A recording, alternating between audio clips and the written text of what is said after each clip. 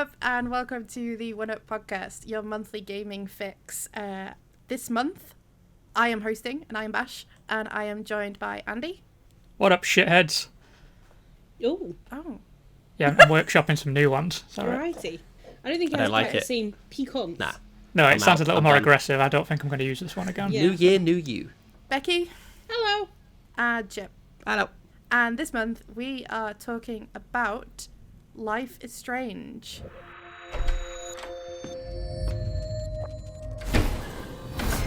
So what do you want? You don't know who the fuck I am! What are you doing? Get that gun away from me, psycho! No! My name is Max Caulfield. I'm 18 years old. Years ago, my family moved away and I left behind my childhood. After 5 years, I'm back in my hometown, Arcadia Bay, Oregon. Now I'm studying photography at Blackwell Academy, my new home. In the end, it's still high school, which kind of sucks. Then there's Chloe. Home, shit, home. But before we talk about Life is Strange, let's talk about what strange things we've been playing in the past month. Andy, I'm looking at you. I'm sorry to disappoint you, but I haven't been playing anything weird this month. Oh no, what a shame. Sorry, Chip. Maybe next time. Sure. What I have actually been playing is this lovely little indie title called The Red Lantern. It feels really apt that it's for this month because it's a decision-based game that stars Ashley Birch, who also plays Chloe in Life is Strange. And Aloy. Sorry. I love her. Yes, she is amazing. It's a survival game about a woman travelling across the frozen wilderness with her sled dogs. It's got a really beautiful visual design. It's kind of like The Long Dark, if anyone's played that. It's another great survival game. You pick your sled dog team, and each dog has its own personality. Like, some might hate sharing food, some might be skittish, some might be quite aggressive, and they've got like adorable names like Barkley and Bodega and stuff. And in theory, you can customize your sled team, but I did not turn any of the dogs down. I just picked the first ones I saw because I didn't have the heart to turn down a single doggo.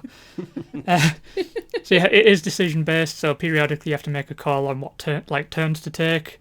If you see an animal, you can decide to follow them and observe them or hunt them for meat. And you have to take into account your dog's personalities. It's like maybe bigger animals might make one of your dogs nervous, or one of them might be prone to starting fights with other animals. Or maybe for instance, you follow a pair of weasels into the forest and one of them acts as a distraction while the other weasel tries to steal your food. It's Sounds kind of like that. us. It's Yeah. wonderful. They're like hairy noodle artful dodgers, basically. But That does sound like us. yeah, I'd picked a dog that was really territorial, so it killed the weasel to defend my sled. No. But then I got some free weasel meat out of it, so it's all right. It is a really lovely game. Like it can be dramatic and emotional, but Yeah, yeah, well, if you don't like weasels, it's all right. But yeah, there is also. Against weasels. Well, yeah, I don't know. They tried to rob me. It's fine. Hey, they're the bad guys in Roger Rabbit. Yes, they are. I feel like it was their ancestors. But if anyone's nervous about playing the game, there is a dogs can't die mode, so don't feel like that should put you off. I haven't lost any dogs yet, but one did save me from a broken frozen lake. I was about to drown, and the dog pulled me out, which is very nice of it. I think we should petition for all dog featuring games to have a dogs don't die mode. Yes, I feel like that. And you Get can that in pet life. them all as well. It's nice. Yeah. It's out on a PC and Switch if anyone's interested, by the way. I strongly recommend it. Well, I'd like to applaud you for getting through that without saying anything bizarre and weird. Because even when you said wonderful, lovely little indie game, I was like, yeah, all right. Yeah, There's- here we go. I heard the like doubt the in being your voice. breastfed Yeah. by your mum coming in or something. Like, what is it going to Everyone be? brace. Well, Chip, have you got anything weird to bring us? Strange. Well, week. not strange or weird, but something that Andy may not enjoy. Oh no. Oh no. You fucking cunt. Yeah, I've been playing Assassin's Creed Odyssey again. I quit. Oh, it's going to get worse because I was playing Death Stranding, but I just realised that I really, really didn't like it at all. So I I stopped. already knew that part. That's Yeah, not I the know, disappointing but- part in this. I understand people not liking Death Stranding. Okay. Don't understand same. people liking Assassin's Creed. Well, I really like it, and I'm having such a lovely time. But I do have some good news for you, Andy, in that I'm actually on the last chapter of it. But then, So just but over then 100 hours to go then. Does it Well- actually end? hang on. The thing is, Okay. it is the last chapter, but I still haven't done all the side stuff. Have you not killed the boar yet? No. So it's going to go on for a little bit longer, I'm just saying. But yeah, it's been a while since I played it. And as soon as I because I got this one at Christmas because I was like, I'm working Christmas, so I want to you guys treated me to a new video game, and I'm really sorry that I ended up not liking that. I want We my won't money hold back. it against you much, don't worry. Thank you. But yeah, I had a really good time going back to Assassin's Creed because it's been a while since I've played it, and I had a lovely time. I'm really sorry, Andy. You will be. Say you had a lovely time a few more times. I had a lovely time. He's really trying to like soften this. It made me happy and brought me great joy. I don't care. I don't know what you expected there, Chip. Yeah, so I don't know. I'm trying. Becky, have you noticed that Chip is often trying to appeal to Andy? I have noticed this, yeah. Oh, is this like a bromance thing or like a weird like rivalry thing? I don't know. Oh, I think it's because I see him as like a substitute father. It might be that. Oh, okay, weird daddy issues. Oh, Cool. Yeah. no. But I'm not Okay, getting in the let's shower just, with him. Don't worry. Good. Snip that in the bud. It's not a therapy podcast. Becky, what have you been playing? One day I'm going to request to go first because then I don't have to follow these two chuckle fucks. So I've been playing two things mainly. So I've been playing Dragon Age Inquisition again because I just had a yen after my Kingdoms of Amalur Re-Reckoning Mystery : placement game for another fantasy RPG. So I've been playing that and romancing my lovely sad himbo Cullen again. And also I've been playing It Takes Two with a friend, which is so much fun. I really recommend it to anyone who wants a co-op gaming experience. Like, it's absolutely wild and like weirdly dark in places. Like, it's really blackly comic. But we had so much fun. We didn't stop laughing. There was a whole bit with like throwing hammers and nails in a platformer style section that went very wrong, but it was great fun. So yeah. Did the person you were playing with actually try to help you, though? See, I played this with my partner. I started playing this with my partner. That We was found your the same first thing. mistake. And as a side note, there was, to be fair, genuinely, we were like really cocky, like we're a great team, and we generally are. But with the hammers and nails section, there was a moment where it was like he could have been helpful, and just one time he had to not be. And that was enough to just be like, I will get my revenge at some point. It is, as you said though, like comically dark, but also like super fucking dark in places. Yeah, And, yeah. Like we were like, it looks like it would be a game you could play with your kids, but it's absolutely not. No. Oh dear. I think so. We made I am it. playing it with a kid. Good luck. And We it's not made me. it to we got to the tree, and we're in the tree house, so we haven't finished it yet. But yeah, like there's just a few bits where you're just like, Jesus Christ, especially as a child of divorced parents. It's just like, oh my god. But yeah, so but I do Even recommend it. forgetting the emotional sides of it, the bit that sort of got us was all the impalings. Yes, so many impalings. Like that just threw us. Yeah. Oddly dark. I really want to play it. I guess I'm the only one who hasn't played it, but I just need to find a friend who will play it with me. Oh, Chip, I would play it with you. It would be glorious. Oh god, can you stream it on our new Twitch channel? Please, Good I plug, need to good see plug. the two of you attempt to work as Oh. a team. Salivating at the idea of upsetting you in that game. And now we have a Twitch channel. So, plug, please play Nice. that game Nice. on our Twitch. Maybe. Definitely. Oh my god. So I guess that leaves me for what I've been playing. And originally, I actually played some different games that weren't Final Fantasy XIV online. Oh my I God. completed some What? as well on the basis of I was going to like the next episode I'm going to have something different to talk about, you know. So I like did Coffee Talk and I did Spiritfarer, which I had to delete so it couldn't hurt me anymore when I finished it. And I played a number of other games, started a couple of things, was like, I'm going to come to this with something different to talk about. And then I finished Endwalker, and I really need to talk about it. Shock. But it does mean that that might be the end of me talking about Final Fantasy 14. at least for a good while, as something, because now I will just play it, but it's going to be obviously very casual, and probably things like gathering and leveling up other things. But what I did want to say was Endwalker is the end of the overarching Hydaelyn Zodiac story that started with A Realm Reborn. Well, it actually really started with version 1, but obviously that doesn't exist anymore.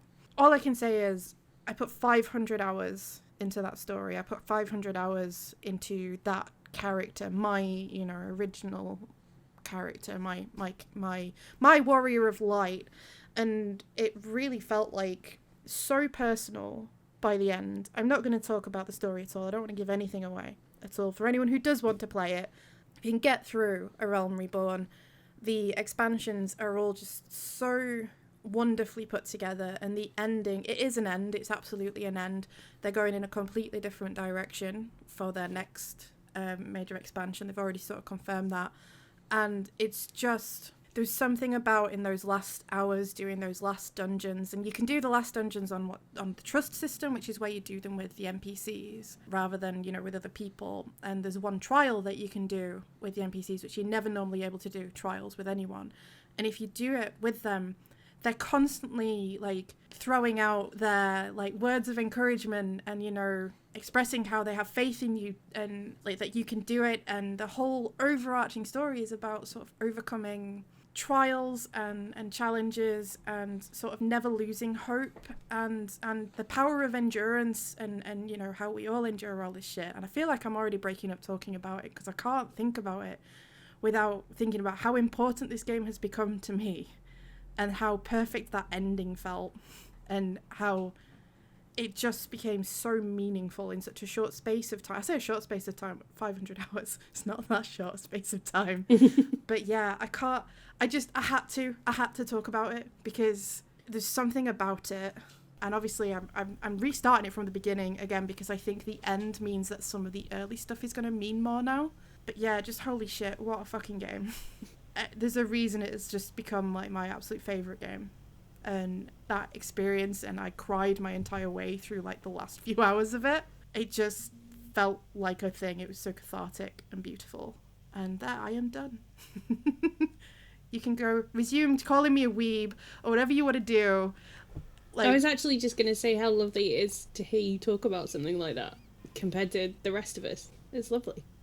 I'm glad you had the experience of it. There's a meaningful connection between you and that game, and that's really nice. Unlike Chip and Assassin's Creed, which I feel is just antagonistic at this point. Yeah, kinda. Mm-hmm. Well, good.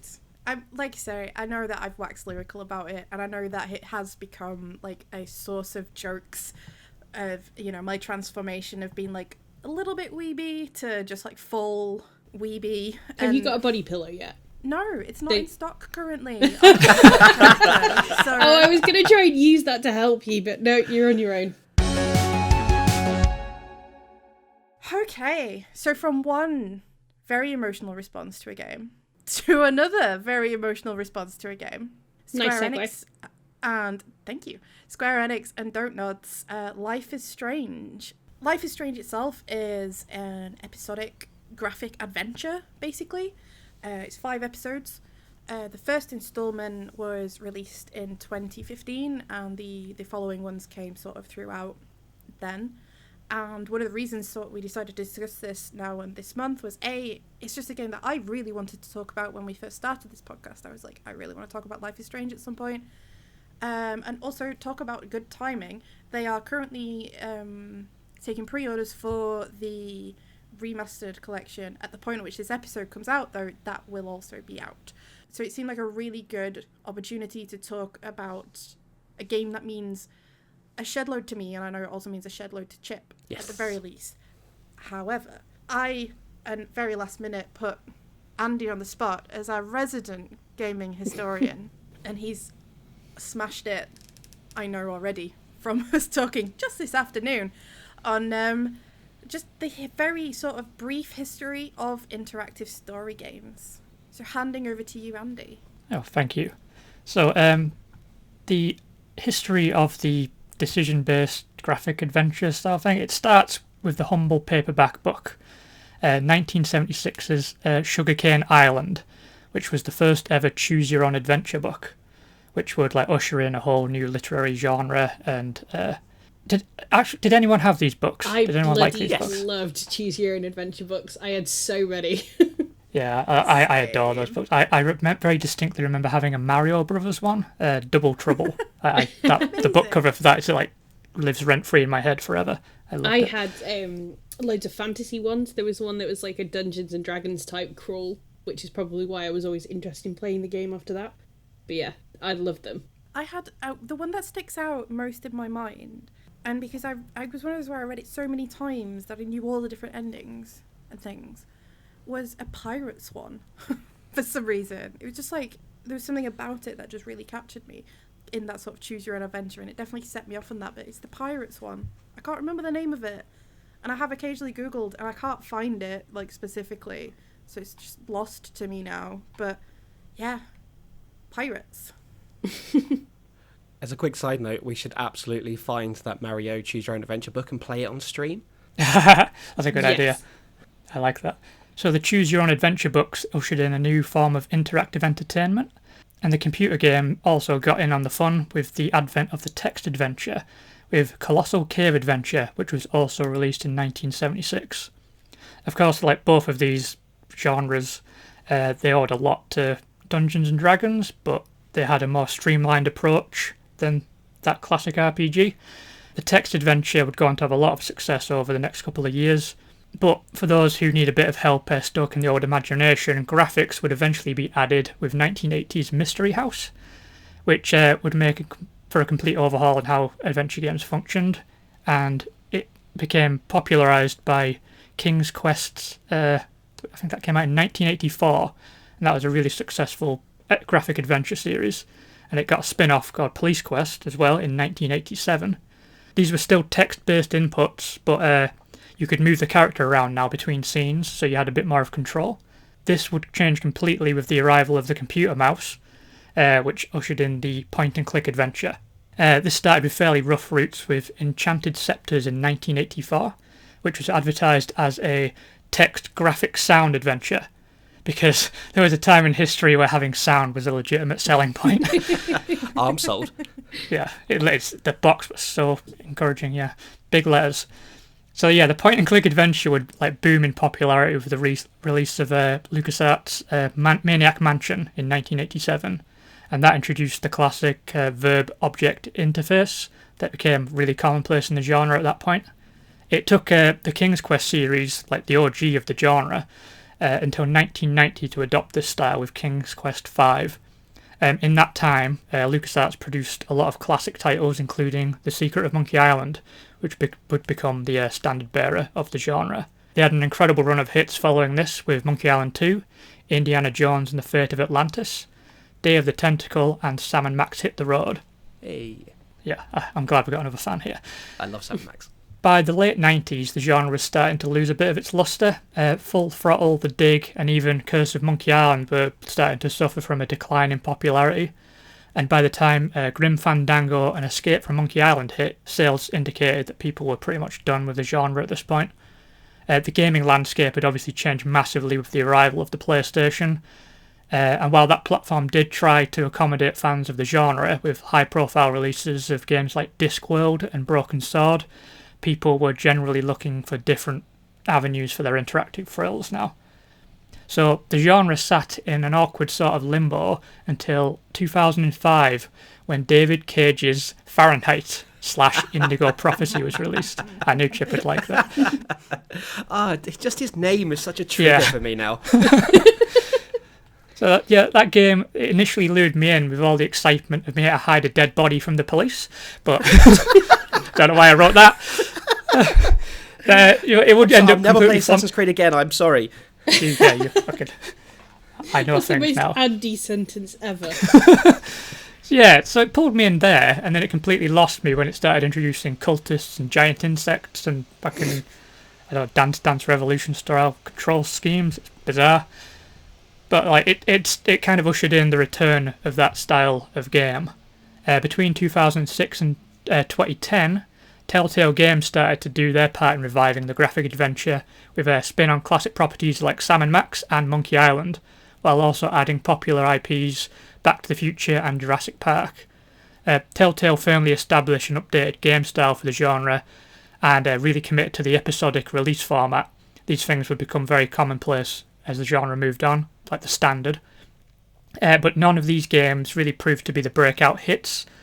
They were just successful enough to keep the studio going.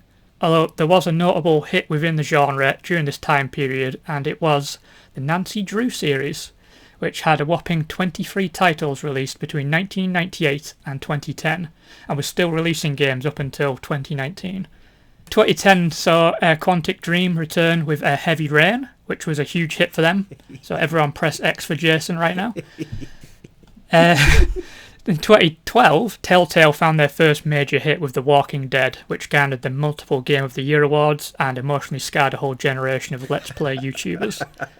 So this renewal in interest in the genre saw a big run of games from Telltale. They were latching onto a lot of big popular franchises like The Wolf Among Us, Tales of Borderlands, Game of Thrones and Minecraft. But the genre was still having a rough time selling to a lot of developers and publishers.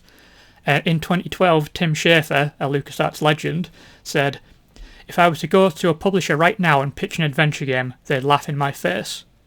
Which brings us to 2015, when a studio made up of ex-Criterion Games, Ubisoft and Electronic Arts developers called Don't Nod teamed up with Square Enix to release Life is Strange. And release it they did, as we know. Thank you.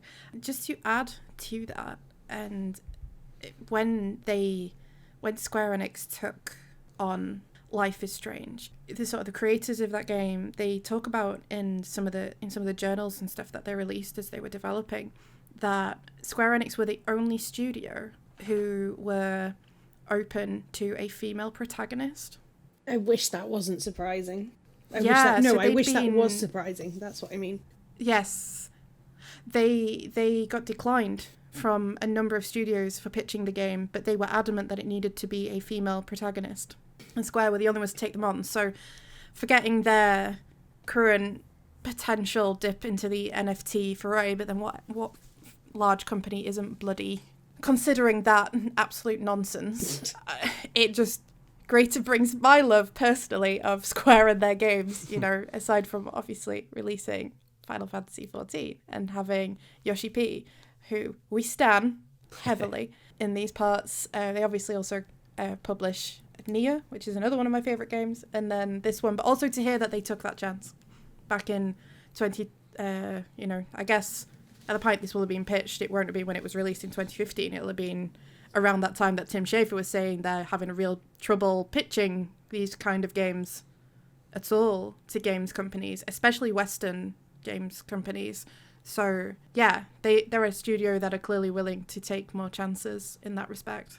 Yeah, 2014 was around the time Gamergate happened as well, so it was a very, just the entire concept of women existing in games was, apparently a political minefield. So it was even more ballsy of them to say, fuck this, we want a female protagonist, and Square Enix went, yeah, let's go for it. And that's only 7 years ago. It's insane. Yeah, absolutely. This industry. It has come on leaps and bounds, obviously. But yeah, it is kind of staggering when you actually take that step back for a second and go, oh, this was only 7-8 years ago. That's not long. But if I cast my mind back, you kind of go, yeah, there weren't that many female protagonists in games being released by major studios. Nope. You always had a male protagonist, even if you had a female one, with them. There's always the choice to be a male in a game. Ubisoft, looking at you. Prior to this. Well, female characters are just so hard to animate, you guys. They've got the boobs and the boobs.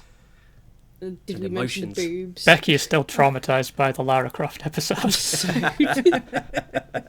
traumatised. So Life is Strange then. It's set in the fictional town of Arcadia Bay, and it's told from the perspective of Maxine Caulfield, also known as Max, who is a student who's attending Blackwell Academy. It's just a random school, I guess, and she is there to do a photography course. we learn throughout the game that her photography teacher is just a right bad un. Yeah, you could say that. Couldn't Yeah, you? Yeah, I could say that.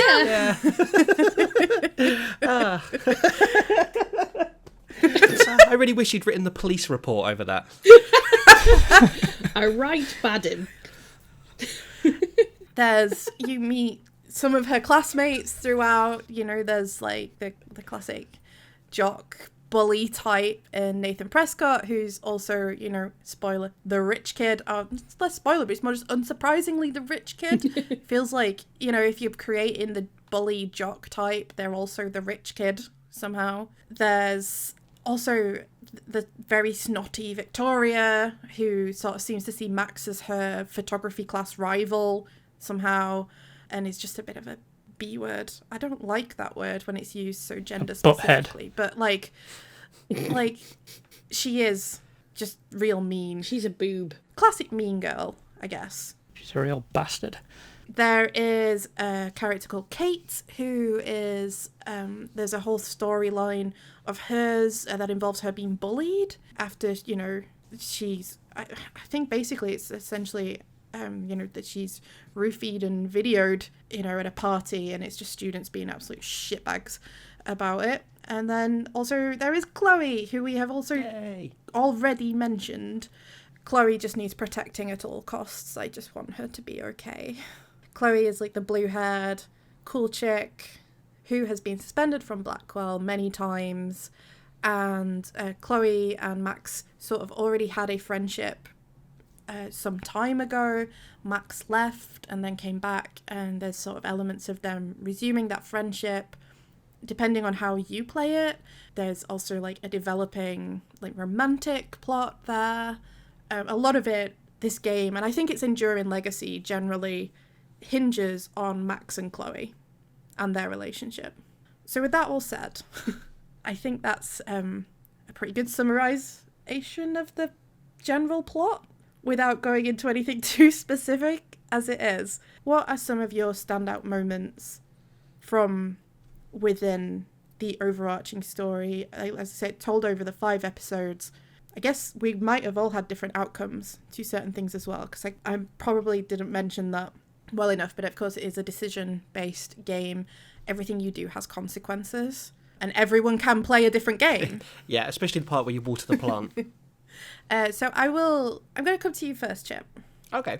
It's kind of hard for me to pick a standout moment, I think, or at least some of them, because I just adore this game, as you mentioned at the start. You know, I think maybe one of the first things we ever bonded over, or one of the rare things that we ever bond over, is Life is Strange, because we're both such big fans.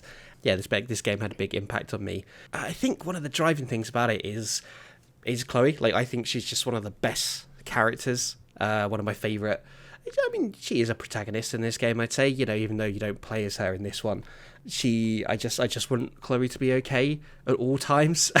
And the amount of absolute shit that she goes through in this game, like, you know, her dad's already dead at the start, then she's shot, then she gets shot again, then she's nearly run over by a train, then she's paralyzed, then you kill her dad again, and then she gets shot in the head.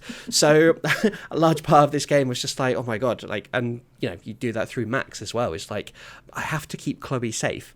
And I know when we eventually discuss how we decided things in the end of the game, we'll probably have a discussion there as well. But for me, Chloe is one of my favourite gaming characters. I'd like to say, I think Max is a really great choice for the playable character in this game, because her personality is initially quite passive at the start of the game, and to make like decision-based games click, the protagonist can't be too strong-willed of a personality. You couldn't have a character like Ellie or Kratos in this sort of game. It wouldn't work. No, I want a remake with Kratos as the protagonist of this game. Chloe! He'd sort some of these fuckers out, that's for sure. But yeah, like, say, like, Connor in Detroit Become Human is an ideal choice because he is a blank slate by design. So there needs to be some space for you to imprint your own personality or values onto the character. And I think Max was a really good choice for that. And Chloe is a great choice for a co-star because she is that forceful personality. And she challenges Max and the player to make choices. And in your first playthrough, you may be questioning whether those are good choices, because she is quite an unpredictable element, and it's as the game goes on, you begin to bond with her more and more, and you become more comfortable with the choices you're making. It's just a really well considered choice of two characters for this sort of game. I was very, very happy with the choices they made there. And Becky, you played this quite relatively recently for the first time. Yeah. Rather than say sort of at the time it came out. And I know that your sort of emotional connection to this wasn't perhaps the same as, like, say, Man and Chips. No. Was there anything that stood out for you? I think, so I sort of dabbled in the romantic angle a little bit, like in some of the choices, but mostly, like, I stayed in the realms of friendship because it was really nice to have a friendship between two female characters that it didn't feel forced by the story, the scenario. Like, you felt like you had just sort of wandered into these two friends, like, picking up where they left off. And I think female friendship is such a weird thing that games, movies, books, they can't necessarily always foresee it as a positive one. There's always got to be an element of toxicity there. And there wasn't really with Chloe and Max, which I really liked. That's what I latched onto more than anything, was that ultimately, the decisions you're making for your friend / love interest. And there's none of that, like, toxic rivalry that overrides it, or there's no boy getting in the way, all of those sort of things that you usually get in teenage female friendship stories. So that's kind of what I latched onto there. Yeah, I agree with Becky, like 1,000,000% there. Like, especially with my first playthrough, it's going to be slightly difficult I'd have to kind of separate my two playthroughs of this, because obviously I played this game about 5 years ago and I made my decisions then. And then when I played it this time, I kind of tried to do things a little bit different in places. But definitely first time around is, yeah, exactly what Becky said. It's like, I like seeing friendships in media over romances a lot of the time, because every piece of media has romances, but it's rare that you get kind of that tight bond between friends and best friends. And I really wanted to see how the friend relationship would play out, and not just with Chloe as well, because you kind of have an option to romance Warren, which is another character. Didn't do that first time either, because I was like, no, we're just buddies and I want to see how these friendships play out on screen. And I like that the romance wasn't forced on you as well. Your decisions could impact your relationships with those characters. Yeah, I played the friend angle with Warren as well, because I was like, no, she will not have a relationship. I will have a romance-free zone, please. Like my life, as was. It's really interesting from that perspective to me, because that particular aspect of whether you chose to be friends with Chloe and friends with Warren, or take a romantic subplot, is entirely in the gamer's realm. It's their story. It becomes you literally get to choose. And I think there are lots of examples of choice-based games where you don't actually necessarily feel like you have a choice, but this was certainly one, because we've had very different experiences of the same game. The game itself, speaking as the resident queer on the podcast. I should allow so get you a t-shirt. Yes. Resident queer. This is one of the first games I remember notably having authentic queer representation. I know there's been others even before this, and certainly since, but I feel like this just has such a huge platform versus many of those. And, the series as a whole has always been quite highly praised within the queer community, because of it constantly having quite authentic representations of queerness. I know that certainly for me, it took me back to sort of my high school days and things, and sort of rethinking, some of the feelings that I had that I buried at the time and things. It was really nice to, I guess in a way, there's an element of wish fulfillment, but to experience, that idea of what teenage me would have wanted. I've talked about this on Twitter. My first kiss was with a girl, but then it had to be kept a secret, and we went to Catholic school, and it was then treated like it was this really embarrassing thing, and would never progress beyond my first kiss being with a girl, proper kissing, I mean. And so yeah, there's definitely the element of looking back and thinking, getting to play out this idea of just this really sweet and gorgeous relationship between Chloe and Max it's never played for like raunchiness, I guess. But you know what I mean? It's never played as like voyeuristic, or I can't think of any of the right words right now, but you know what I mean? It's never played in that sort of lewd way or anything like that, or like it always felt really authentic and really sweet. And I'm absolutely certain a lot of queer people's experiences are experiences they wish they'd had the opportunity to have in their teens. I have a lot of love for it, certainly from that perspective. Like, my feelings about Max and Chloe do very much come from that sort of more romantic element and just absolutely adoring their relationship together.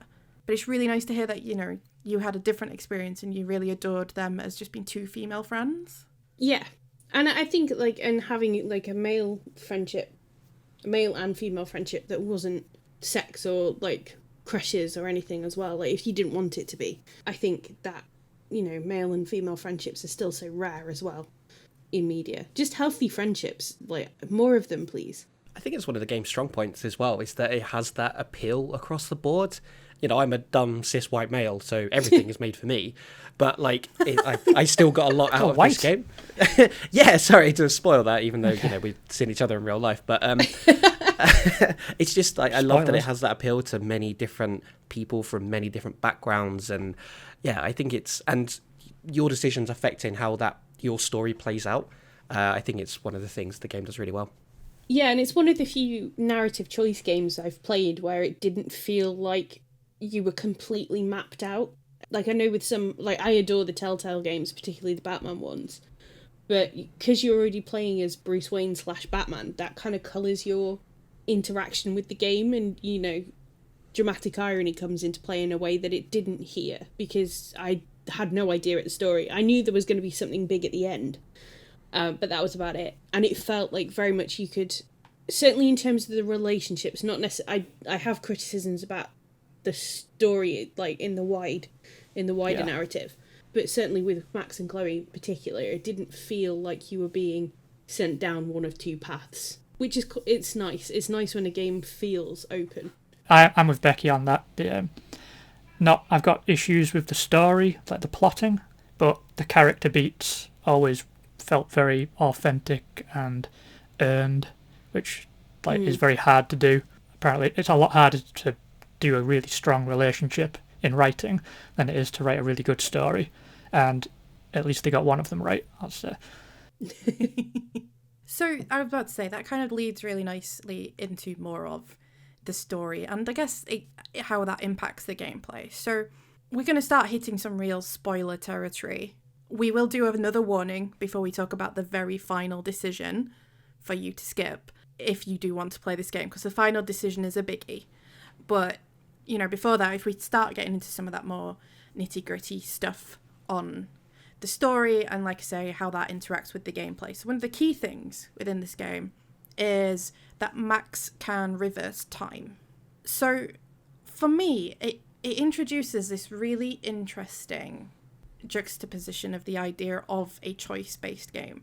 Because to me, it's less about the choices you make and more about the consequences you're willing to live with.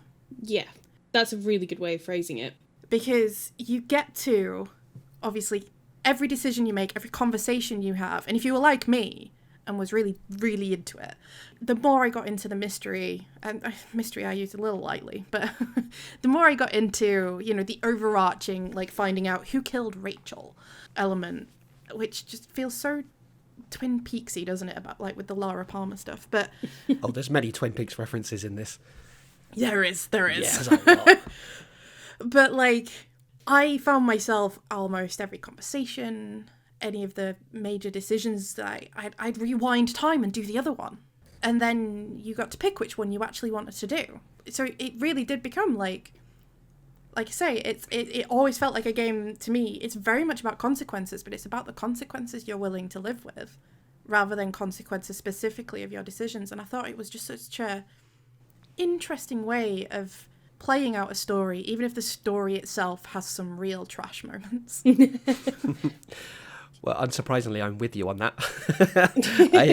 I really like the rewind time as a gimmick, because when you look at something like The Walking Dead, which is another game series that I love, and there's very much that thing where you have to make a decision and you don't know what the consequences are going to be, and you might think that, oh, if I say this thing, it will mean this, and then it just means something entirely different. And you're like, well, fuck, we shouldn't have done that.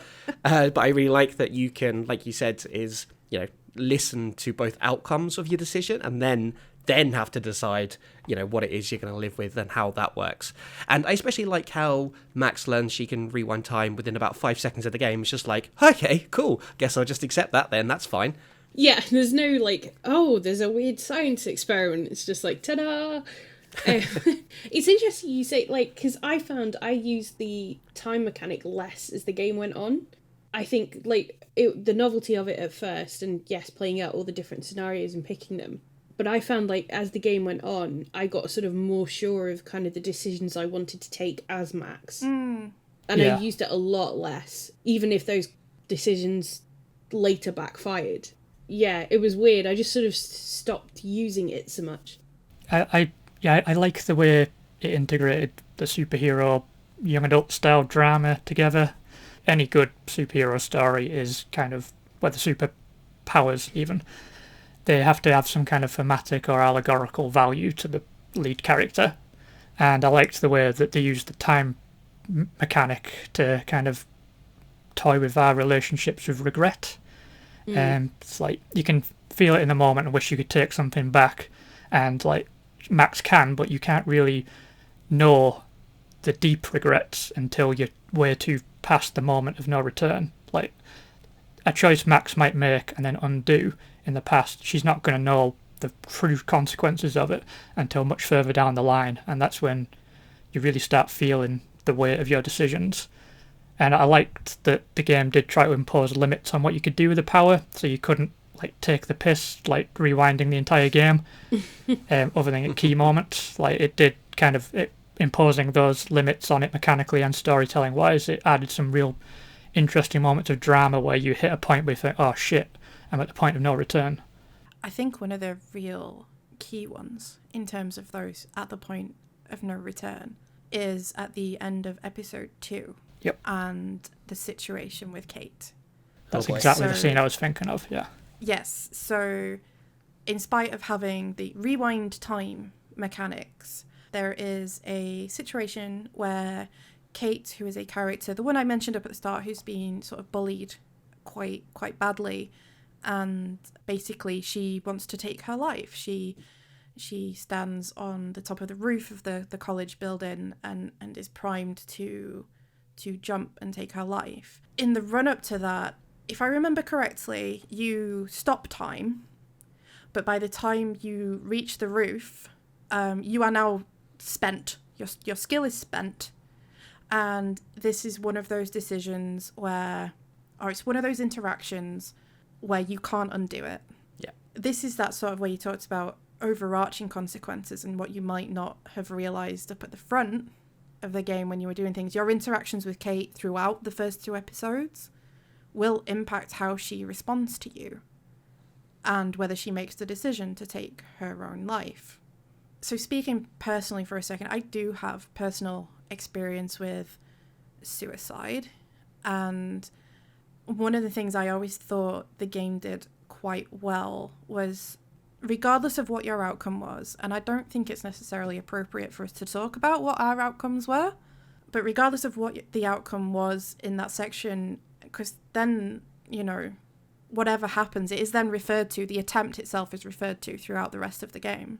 It never really shied away from it, but it also never, it didn't make it like an event that was glorified. It wasn't like a big cinematic or anything like that. It's dealt with really seriously. At least that was my experience. I never felt like it was played for, you know, the drama or anything. It felt like a situation many people, you know, young people have been in. I felt I had so much empathy for Kate. Like I say, regardless of the outcome, it does have an overarching impact, I think. on the game. So I'll open the floor a little bit here because I know it's a tough subject and it was a tough thing that they put into the game. But that particular moment, certainly for me, it was really hard hitting, but done in a really respectful way. Yeah, it felt authentic rather than exploitative. Like you say, the handling of it was very sensitively done. It wasn't casting judgment on Kate for any decision she was going to make or why she was in that position.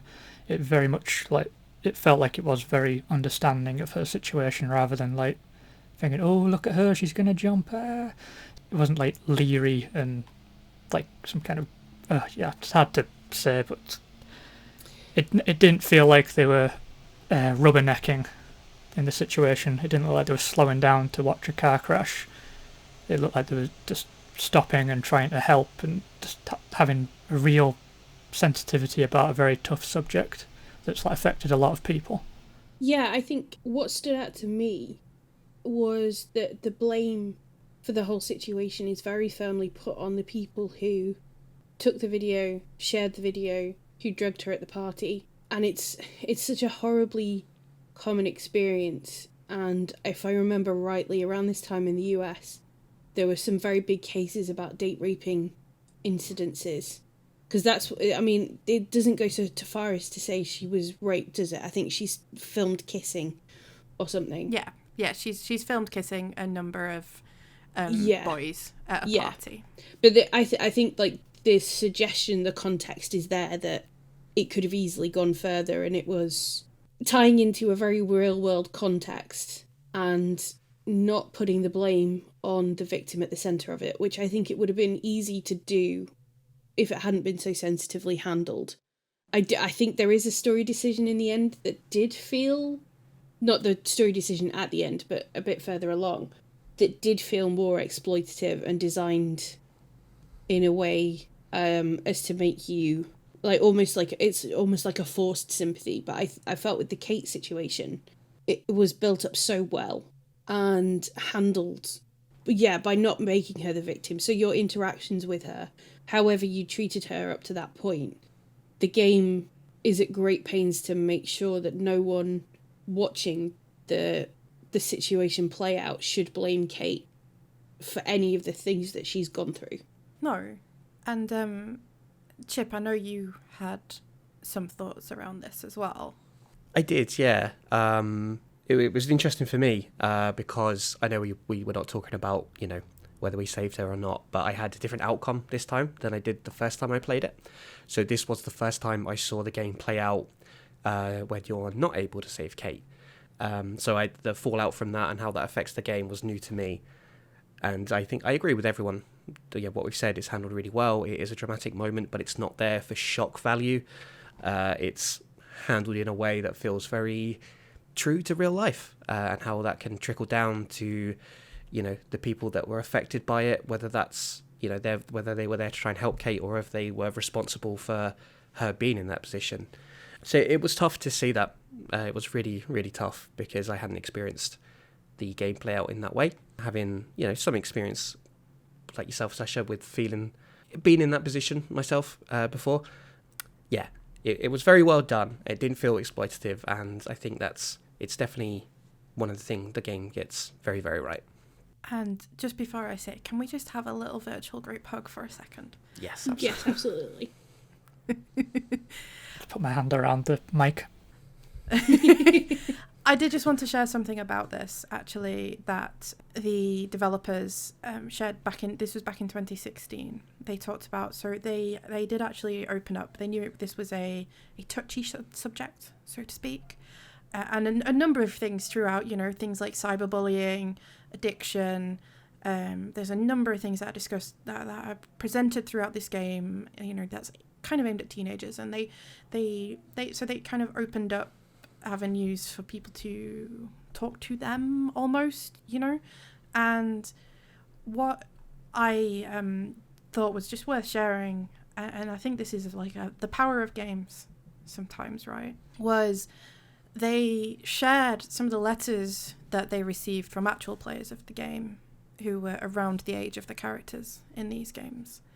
the way that they'd given players resources outside of the game for talking to someone at the time. Yeah, they got letters from fans and players of the game who thanked them for their commitment to suicide prevention, or talking about their personal struggles with depression or bullying, and essentially saying how the game encouraged them or helped them see within themselves and encouraged them to get help. It's not going to be for everyone, and I know that's almost quite a saccharine take in some ways. It's, you know, I'm sure it's not exclusively this that will have helped people, but I think that's really beautiful. And like I say, the power of video games, the power of any storytelling really, but it's just that when something hits you in that right place at that right time, the difference it can make. And I just think that's really, really quite beautiful. It is. And adds a real strength to a game that in many places it does get things wrong. So as the story progresses, it feels like a supernatural Twin Peaksy The OC. That's such a good way of describing it. The teenage drama side of it, and then the story beats as you get through with the sort of murdery, potentially paedophilic, right? Teacher? Oh, yeah. Like, Yeah, there's definitely hints that he's getting off on what he's doing. He's a bad un.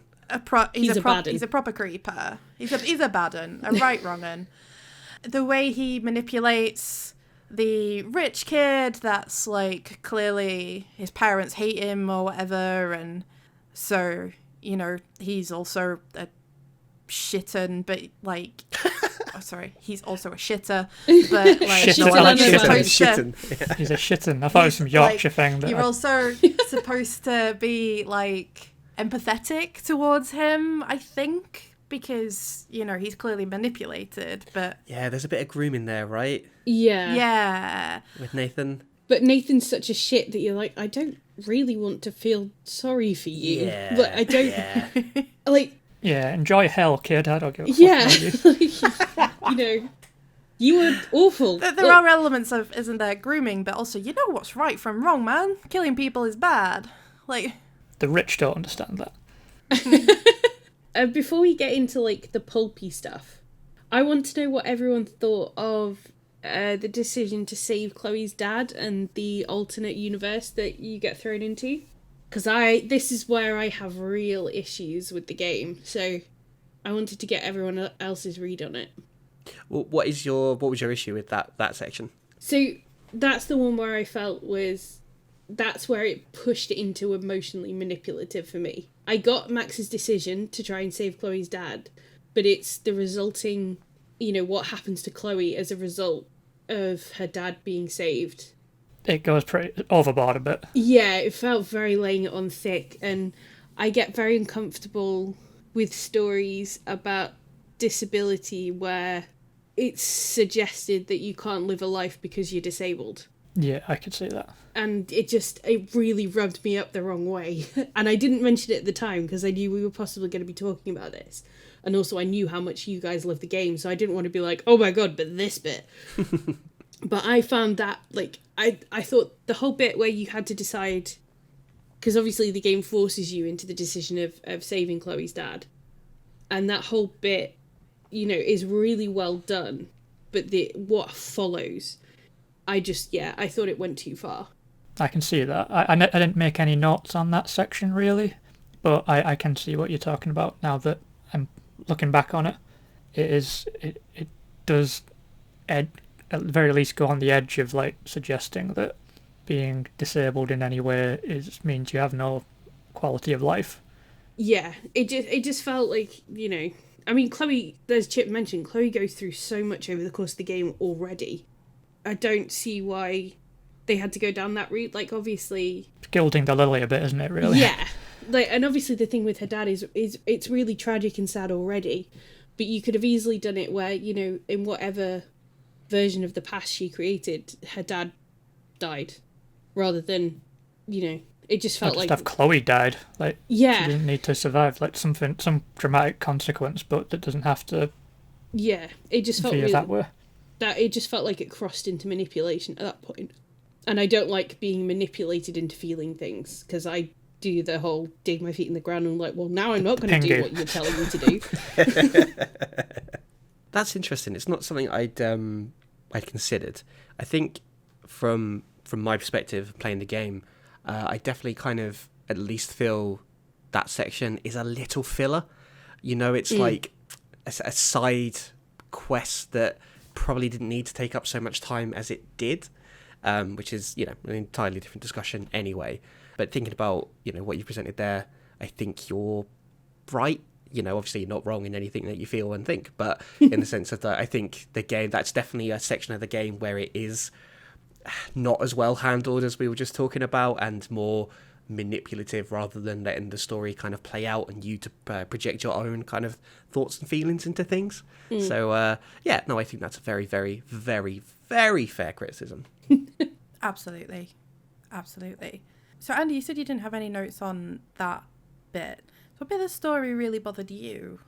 Well, other than the ending, I did have issues with the dark room element. I don't feel like it had to get that grim. It didn't really add enough to the story to justify being there. I felt like it just went a bit too close to like fucking serial killer, like just leery and voyeuristic. We talked about when Max is drugged and in the chair. Yeah. Yeah. And I think they added that just to add like an element of threat to Max, but it's hard not to see the threat as like sexual in nature based on what's been happening. Even if they don't outright say it, it gave me that feeling, and it made me feel a bit queasy.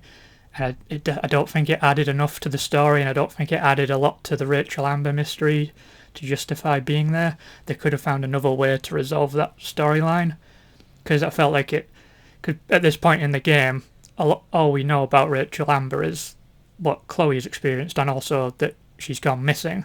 So adding something so like dehumanizing to the whole thing, it just made me feel very unsettled, and I feel like there was better ways to wrap all of this up and also provide like a physical threat to Max. We'd already established that there's people carrying guns around in the game and they're quite happy to threaten people. They could have just had something like that happen in the game if you want to put Max in a situation where she's in danger, because it's, you know, obviously they've had people using guns in the game before, and it's fucking America. We'll connect the dots. It's fine. I really didn't feel like the game needed that. It just felt like it went too far with that aspect for me, and it made me feel unwell. Yeah. Yeah. It does go to a whole new extreme with the showing rather than telling. That felt like something it could have told rather than shown. And if I'm remembering correctly, and I know I'm saying this is like one of my favourite games, but I have not played it in the lead up to this episode, though I have played it at least 3 times previously. So this is where some of my memories are a bit hazy on specifics of when things happen. But I feel like that's the section, right, when you have the like really spacey, psychedelic, like escape levels. Yeah, we're jumping through the pictures. Yes. Jumping through the pictures, and there's the when he's after Max, and there's the shadows, and you have to escape. Like there's I remember there being locker rooms, and you had to be in like certain places to avoid him. Yeah, you can. Oh, I think you're talking about the end sequence there. Yeah, and comes if after. you fail, you get put back to the start. Yeah, that's after this. Yeah. Yeah. This one, like, I thought, like, when Andy's saying about it wrapping up, I remember watching it play, because obviously Chloe's stepdad turns up and saves you after being an absolute arsehole for the whole game. And you had, like, the teacher thread, the Nathan thread, Chloe's stepdad, all, like, wrapping up in this one scene where Max is just sat in a chair watching it happen. And I'm just like, I don't... Like, it just felt like they were like, okay, right, no, we need to resolve this. We need to specify that Chloe's stepdad isn't an arsehole. We need to specify that Nathan isn't entirely an arsehole, despite the fact that, yes, he is. And the teacher's also an arsehole, and we need to solve the murder mystery. So we'll make the teacher the arsehole who committed the murder, but who manipulated Nathan into... And I was just, like, watching it play out, like, just stop. Like, not every little loose end needed to be tied up quite so neatly or in one scene where Max is sat in a chair. Yeah, I don't even feel like the stepdad thing needed I never played through the game thinking, you know what? I hope this guy gets, a bit of a bit of redemption. Like, I don't give a shit. He's not like sometimes people are assholes. Yeah, Especially exactly. stepdads, Just have someone, and that's the thing. Like with the teacher's such a stereotypical asshole. Like I clocked him being the bad guy really, really early on in the story just because he was too smooth and too. He's so smarmy, isn't he? Yeah.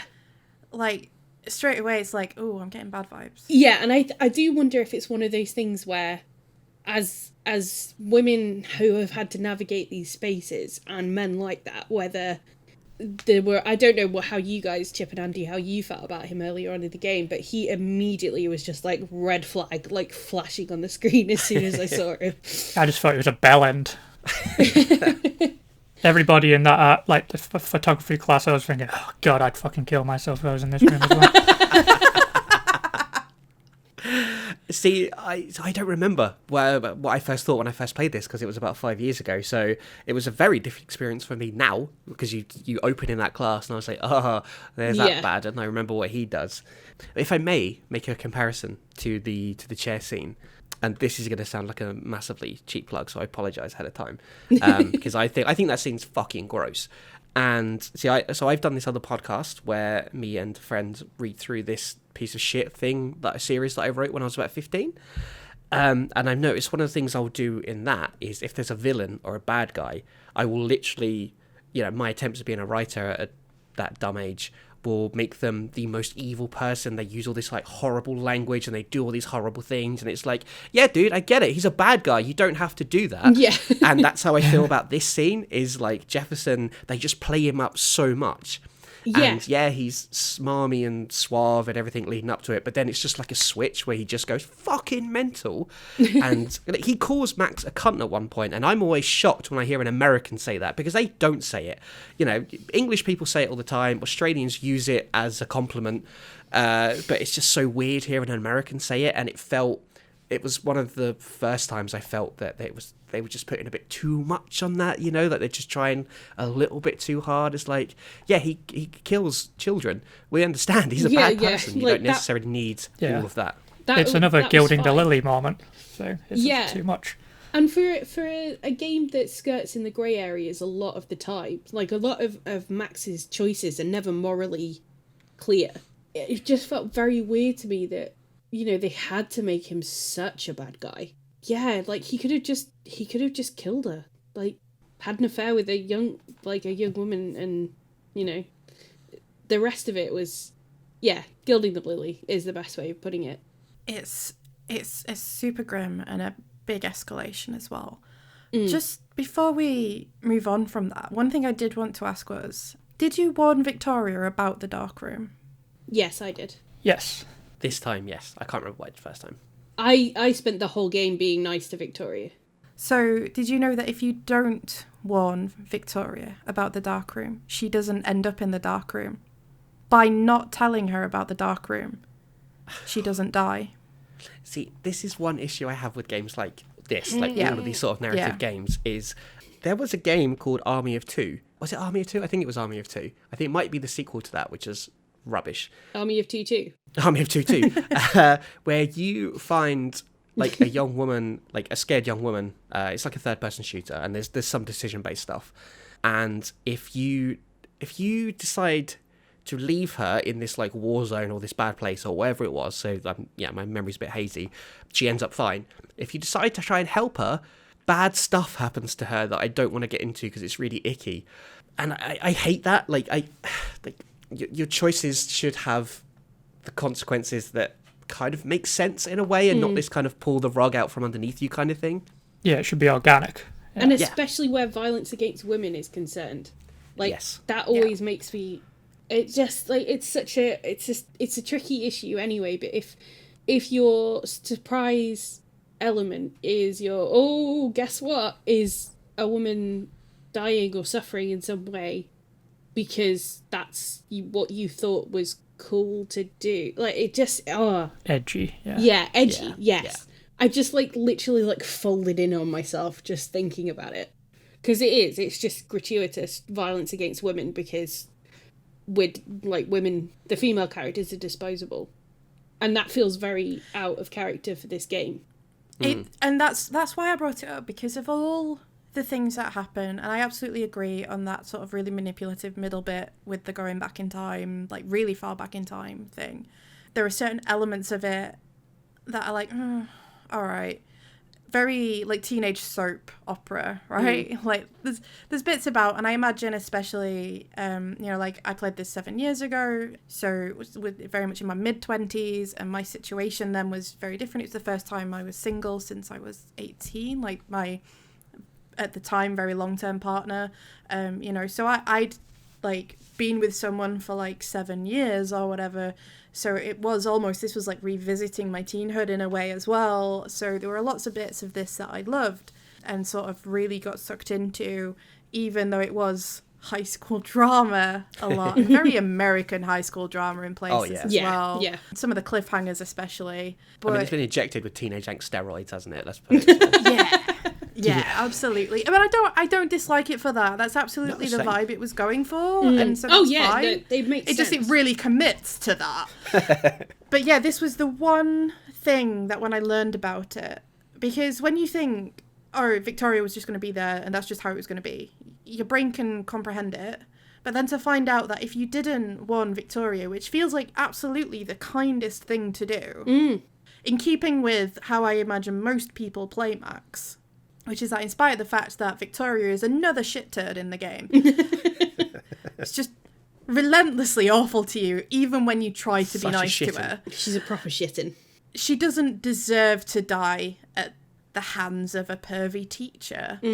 That was just one of those moments where when I heard about that one decision, in spite of all the many decisions you make, and the fact that one of the things that always impressed me was how so many of them will trickle through. So decisions you make in episode 1 will trickle through into episode 5.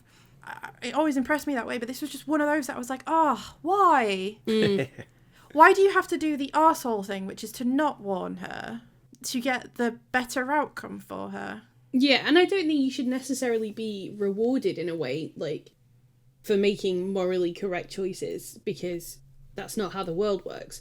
But no, it just felt needlessly cruel. Yeah, there has to be a reason behind it. And as you say, like, if she'd ended up in the room regardless of what you'd done, then, it's still, you've still tried, you've still made an effort.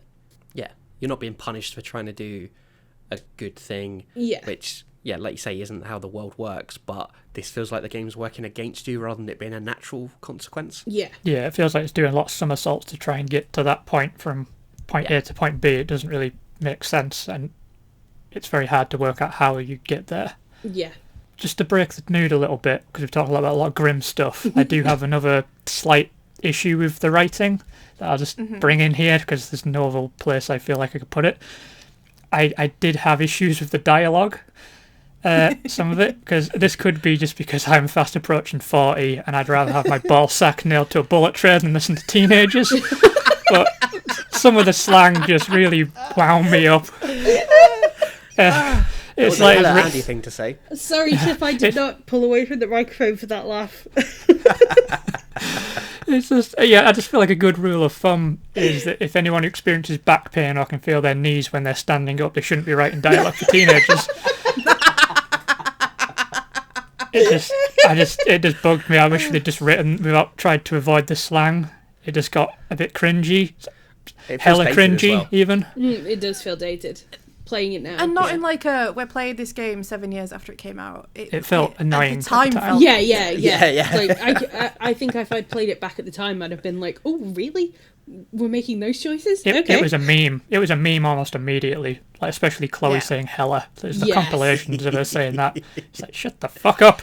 Do you know what, though? That is one of the things I kind of like about it, is that it is kind of that over-the-top, exaggerated, poor dialogue. It just adds to it for some reason. It's like why I kind of like David Cage for games. I don't have a problem with people, liking it. Yeah. It's just all a bit ridiculous and stupid, and which is like me, so I like it. But I think, like, possibly the issue becomes it's because it has that kind of ridiculous, over-raw edge. Which I agree, it's like the OC meets Twin Peaks, which, fine. That's a pitch that would win. Yeah, but, like, I think it's when it tries to make it, like, really serious Like, aside from the Kate scene, all the serious moments don't land quite so well. Precisely because they're so serious compared to whatever the dialogue and, like, the overwrought teenagerness of it. Like, I think it would have worked better as a whole had it just been the overwrought teenage relationship stuff and you just ignored all the pulpy murder mystery things. Yeah, those are my favourite bits. The relationship with Max and Chloe, you could have took everything else out and I would have been fine for 5 episodes. Yeah, and you just have the pair of them trying to navigate a small town attitudes. Like, essentially the stuff that they were doing anyway, but without murder and pervy photography man. You could have even had the mystery still in there, because it did make sense as, like, a driving force for Chloe and Max coming back together. Because obviously when they first get back together, you realise that there's some real tense shit has gone on between them at the point that Max returns, because Max basically ghosted Chloe when she left town a few years prior. So when they'd been best friends and things. It presented a reason for them to start spending a bit more time together outside of, you know, Max can use her powers to help or whatever. But it still feels like you could have still had that, but just, like, simplified the shit out of it. Do you know what? You didn't need the creepy teacher. It could have just been that it She was died of an OD or Nathan something. Prescott as a crappy douchebag who got angry, or just stick with, you know, it's established that Rachel Amber was on drugs and, you know, maybe she just had an overdose, which would have been awful, but because of how well they played out the Kate suicide attempt, it would have been almost more meaningful for them to even do, like, actually there was just a really simple answer to this. Yeah, That's what I thought it was really going sad. to be. Yeah. And playing that tragedy out instead, because the final decision could have still been a thing that had to be done. Yes. Because, you know, that comes about. And here we're going to do big spoiler klaxon. I think we're naturally at the point where we're going to talk about the final choice. Oh, just before we do that, can I bring up one more final criticism? Yes. Maybe a slight minor thing, but there is a point where Max says the Final Fantasy Spirits Within is one of the finest sci-fi films ever made, and it's just not. It's just, like, far She deserved from every the bad truth. thing that ever happened to And her. that is the worst piece of dialogue in the game. It hella is. And I want that on record as this is one of my favourite games, and I hate that moment. I'd mentally blocked that bit out, but yes. I love absolute that's bullshit. your line. Okay, Great. so back to the final choice. Oh my god.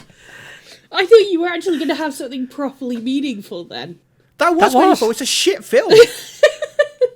I paid full price at the cinema to see that bullshit. Well, that I was your bought it on mistake. DVD. That's Final a you Fantasy. problem. It was. Segway! Stop it. The final choice. So yeah, listeners, skip ahead a bit. I don't know, maybe we can put some timestamps in or something, but yeah. Guess. Like, we're briefly going to talk about the final choice. If you don't want Briefly. it spoiling for you, don't listen to this bit. So, it feels like the story could have still had the final choice, regardless of whether they did all that awful icky stuff or if they did it in a much simpler answer that didn't have to be just objectively disgusting. The big, like, it's tornado, right? Or is it a whirlpool or something? Yeah, Big a weather. vortex The or big something. It's weather. big weather. That's coming. The big weather that's coming Large to wind. destroy the town. An is aggressive gust. basically the world in which they're in fighting back against Max's time traveling shenanigans. Essentially, you know, it all happens because she keeps fucking about with time.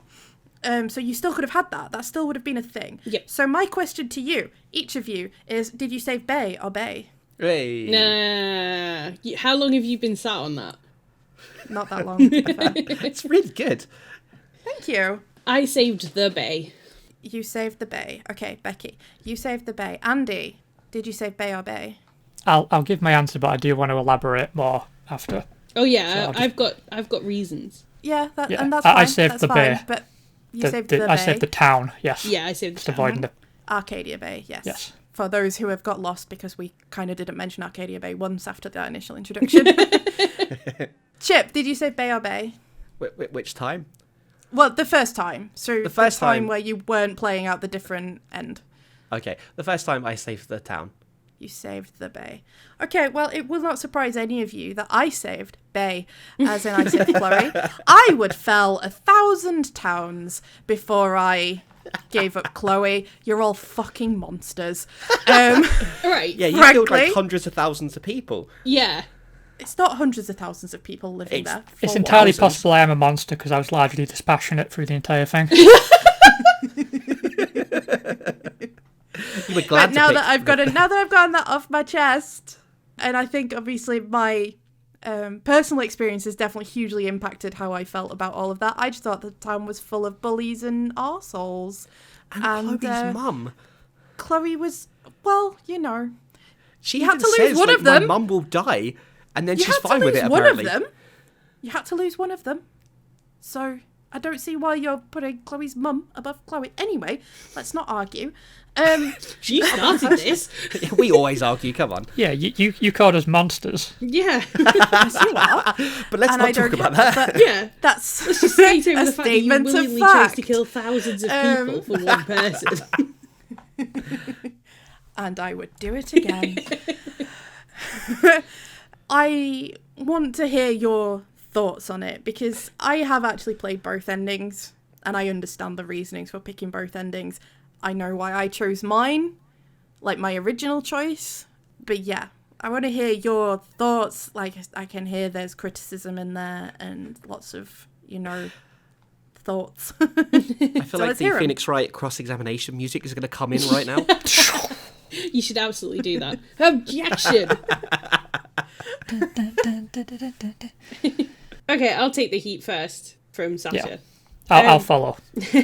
So my decision is purely based on the Wrath of Khan principle of sometimes you have to sacrifice the one to save the many.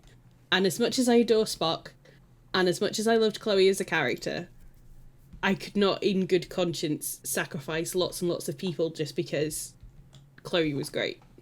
Basically. Monster. Take that! Andy. Yeah, I'm probably going to take a bit longer. Uh-oh. So yeah, thematically I did understand the making you make the choice. Like, Max had to learn to live with her mistakes, and how you interpret that decision is down to you. Does she face the consequences of meddling with time to the extent that it wipes out the town, or does she face the consequences of undoing time in the first place and lose Chloe? They're both the same decision, basically, just at different points. So I was kind of already feeling like they're just making me make the same kind of decision both times. That was making me disconnect a little bit. But I am trying to work my way through it, my feelings on it, and it just felt cheap. Bringing it all down to basically a magic tornado, it doesn't feel organic to the story that you've been telling with these two characters. It's completely divorced from their experiences. It's like a shitty Deus Ex Machina that's been done wrong. It just feels like a storytelling shortcut to try and force you into a decision, unlike something like The Walking Dead, which forced you into a decision that had been naturally built over the course of all these episodes, and it very specifically involved events that you were involved in. Something about this just didn't feel earned to me, the way like a lot of the Telltale games do feel earned. The reason it resonates with me as a choice is because Max and Chloe did matter as characters, but as a piece of storytelling, it felt like a big disservice to them to bring their deeply personal, intimate journey down to magic weather. I chose the Bay because it just seemed like a more narratively interesting choice. Like Becky said, the Wrath of Khan choice. What Life is Strange 1 was doing with its ending, it just amounted to a trolley problem. And when it becomes down to that, I just immediately shut off. I'm not invested. They were trying to force my hand in a way I felt manipulated a bit, so I was like, no, fuck you. I'll just let the town live. I would hella disagree with that. Well, not that much, actually. I just wanted to say hella again. But for me, I feel like the ending is set up right from the start. So you have Doesn't mean Max it's well earned, though. It just means it's a thing. Yes, I see what you're saying, and I don't necessarily disagree with that, but I think for me it works because you see the ending from the start. And Max's whole thing becomes about saving Chloe. You know, the amount of times that Chloe gets shot, hit by trains, etc. And all the rewinding time stuff becomes about Max trying to save Chloe and get her through this, when really it feels like it is Chloe's destiny to die. That's why I initially chose to save the town at the start. It was like, well, it was part of the reason, but also because it felt like Chloe's fate, her destiny, whatever you want to call it, was that she had to die, and the fact that she was kept alive all this time is why all this bad stuff was happening. So I think the fact that it comes down to this decision where it's like, well, you can save her, but there's going to be this massive consequence, or you can carry through with what is meant to happen, and that is that Chloe is meant to die, and reality will carry on as normal from that point. So yeah, I completely understand what you're saying, but for me, I don't have that kind of Mass Effect 3 reaction to it, you know, the ending with that, where it comes down to 3 choices, where this is only 2. But yeah, for me, it works. And I think I sit somewhere firmly on the opposite side. No, in all seriousness, I played out both. And what I would say is, in this game, when you play out saving Chloe, it's never explicitly stated that the town is destroyed, but it doesn't necessarily mean everyone dies. Certainly, I think that was how I a little bit morally got myself around that, although, again, I would fell 1,000 towns. Chloe, I want to make that clear. You can't say got morally around it and be like, I'd kill everyone. Yeah, I would murder many people. Again, town of bullies. Not all of them. No, Many of them. Many of them. But yeah, I totally get it. It was certainly, I remember even at the time, a very polarizing end. I'm with Chip in that I didn't see it as problematic the way it gets to there, particularly, you know, I think it's signposted enough throughout, you know, just your general gameplay. And again, it almost makes a lot of that last episode and the way all of that other stuff plays out even worse, because I think they could have spent more time on that. Yeah. If they hadn't gone the route they did with, this is a very bad, evil villain, blah, blah, blah. Or, you know, like everything could have just been toned down in that last episode. And they could have spent more time exploring the idea that it's actually your decisions to keep saving Chloe, to keep fucking about with time, that get you to this point where you're at. And I think it would have almost made it land a bit better.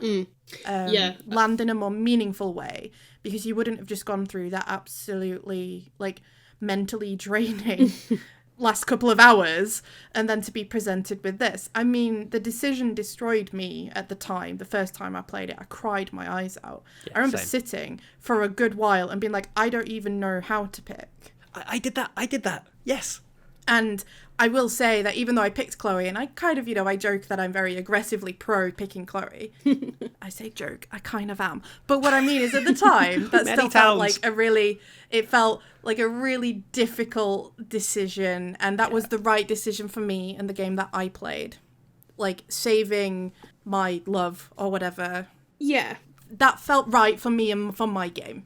My experiences of that game. But it is definitely that whole saving the one or the many, and it felt almost like in reality that you weren't supposed to make that choice. Yeah. I think I sit in between, like, the two camps as far as how it works as a story element. I think, Sasha, you're right. I think the bad guy needed to be the time they changed along the way rather than the evil teacher. I think the whole point of Max's journey is about learning the consequences, of not ghosting Chloe when she moved away, of all the decisions that you take in-game as well. And there was a way to make it kind of a metaphysical exploration of that without all of the pulpy stuff. I mean, it's what we've said before, like, you know, they just needed to focus on that relationship and the idea of the things you do for love and friendship can't always translate into how you want the world to be. And I also agree with Andy that, you know, I knew a big decision was coming because I knew the structure of the game, and also because you guys had mentioned about the ending. So I think that coloured my playthrough as well, is that I knew that it was building up to this moment. I don't think it was necessarily as well earned as it could have been, but I did cry, and I did cry a lot at the ending. So it obviously got me on some emotional level. I agree. I do feel like they could have spent more time building to that moment rather than just having the occasional flash forward. Like, they could have showed signs that things were going wrong after like Max would make a rewind or something. Just spend a bit more time developing that as an existential threat rather than focusing all this time on fucking creepy Nancy teachers. Yeah. Just like cut that stuff out and you could spend a bit more time storytelling wise on establishing how this threat is going to emerge. And like it just felt like it wasn't built up properly for me. Yeah. They do touch upon it in bits and pieces when you've got, you know, the dead birds and the whales being beached and that sort of thing, like, and the eclipse. There definitely feels like something big is about to happen. Now we know it's a big aggressive gust that's on its way, but I quite like the kind of it just works for me. Like, I just kind of like that stuff and the looming apocalypse that's coming. I did find it weird that you see Max has a vision of the storm at the very beginning of the game before she's even locked her powers. I still can't get my head around that. I think that's where it starts, right? That's kind of what unlocks it. It's like she's in that predicament and then she flashes back. Isn't the storm a manifestation of her meddling with time and she hasn't done it yet? Oh, and then we're in some sort of weird time loopy discussion now. Is the start of the game actually a point where she's looped back? I don't know. Fucking hell. She's warning herself that this is going to happen. But she does a bad job of it. MCU? But yeah, I think like what I feel like having this conversation with you guys is that it's very much like two games kind of smushed together. I think it was great if the whole works for you. I love listening to you guys talk about games you love. That'll never get old, whether I feel the same about the game or not. Yeah. But I think like it was almost like it needed to commit to the pulpy, murder mystery, creepy, grimdark, whatever that was, or the sort of the lovely, slow, existential relationship at the heart of it. And it's kind of where those two meet that the issues arise. Yeah, I'd agree. There's half of a game I really like and half of it I have issues with and wish was better because of how much I loved the half that I liked. Yes. Yeah. It feels as well, from talking here, and I think this is kind of the conclusion we're getting to, is that it started out really strong. Like, those first two episodes, I just remember being blown away by the experience of the game, like you said, that central relationship and how that develops, and the relationships that she builds with the other students and things. It all just feels really relatable. And however you played it. And it also was like, there's an impending big weather, but it all felt really grounded. Even though there is that like time travel aspect, it doesn't really get truly ridiculous until the last 2 episodes, I think. Yeah. Where it starts to really go off the rails. Yeah. And I don't know if this is one of the dangers of episodic releasing, because I guess as a game comes out and you start to see its reception, do your approaches to the next episode change? I don't know. I don't know how quickly they were turning these around. I don't know how much of it was already written up front, before they started releasing them. It is just an interesting thing to consider with these types of games did the end, or was it rushed as well, but was that ending what they'd intended originally? Like, how much of that was already pre-plotted out and how much of it did they fill in when they started to see the reception and the response to it? And like upping that ante, because obviously when it's so low key, you get all those dickheads who'll swing in a walking simulator, like as if there's anything wrong with that. It's also a walking back simulator. Oh, yeah, very good, Andy. Thank you. I don't know, but it's certainly been interesting to talk through those final choices. Just one last thing on the ending as well is I find saving the town is a more impactful ending for me. Like, obviously that's how I did it the first time round, but like the whole scene with Chloe's funeral like wrecked me. That was when the point where just the tears were flooding out. Whereas when you save Chloe, you just kind of drive away, and Chloe isn't even like, oh, my mum might be dead or whatever, but whatever, we'll just go on a nice little road trip. Whereas I'm very glad that I saved Chloe because I love her, but like, it didn't feel as emotional as the ending when Chloe pops her clogs. Yeah. It's kind of like Marvel Spider-Man. Like, if they let you choose between saving Aunt May and saving New York, would saving Aunt May be a better ending? It wouldn't work for me. It feels feels better. It reflects better on Max to have her make a big personal sacrifice for the greater good, sort of thing. And plays better into the themes of everything that's come before it. Yeah. And the fact that the other ending is less satisfying, the picking Max is ultimately less satisfying, again, speaks to how I don't actually think you were meant to pick that. Like, I don't think that's the decision. It's not the decision they're pushing you towards. Yeah. At all. But I guess my argument at that point would be, well, why make you make the decision then if that's... Exactly. Yeah. Exactly. It's So it's a staple of the genre, isn't it? You feel obligated to offer a choice, even if one doesn't make sense. It lets itself down in that respect. Okay, so we talked an awful lot about Life is Strange, widening the net a little bit. I know some of us have got experiences of the other Life is Strange games, which some of them have tenuous links, some of them have more impactful links. We're not going to go into too much detail at all, but just I will say this. I have played Before the Storm. I played it earlier this year, actually, for the first time. So Before the Storm is the prequel to this, and it is Chloe and Rachel Amber's story. There is then Life is Strange 2, which just has 2. It didn't get like any sort of, other name. That is a completely different story, completely different characters. What I will say is it's very set in Trump's America. So it very much places it in a set time period, and it's very much a response to Trump's America as well. And then there's True Colours, which came out at the very back end of last year. That features at least one character from Before the Storm, actually. The thread that's meant to tie them all together is, in theory, the magical abilities. Oh, there's that mini one episode as well, isn't there? The free one that comes before Life is Strange 2. Captain something. Yes. Captain Underpants, Captain whatever you want to call Spirit, it. The Adventures of Captain Spirit, I think it is, or something. But it's like just a one individual episode that's a freebie. It's tied into Life is Strange 2. Yeah, that leads into Life is Strange 2. Like I say, I have played all of these except the entirety of True Colours. I've played 3 out of 5. Also, this is kind of a good place to mention as well. There is the Life is Strange comics. So regardless of what choice you made as your final choice in Life is Strange, the Life is Strange comics just say, hey, what if they both lived? And that was the choice you made. So if you made the other one, you get to experience it anyway. So it pretty much picks up exactly where it leaves off of Max and Chloe driving off into the sunset.